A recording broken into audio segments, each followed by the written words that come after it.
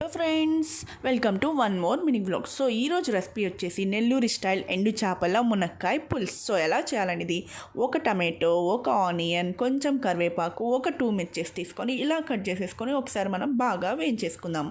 దీంట్లోకి ఫస్ట్ నేను onions, tomato వేసినప్పుడే కొంచెం పసుపు, సాల్ట్ అనేది యాడ్ చేసేసుకుంటాను.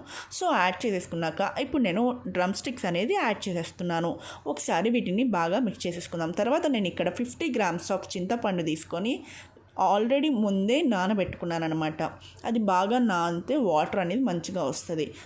తర్వాత నేను ఇక్కడ కారం అనేది యాడ్ చేస్తున్నాను. కారం అంతా వేసేసాక కొంచెం బాగా మిక్స్ చేసేసుకుందాం.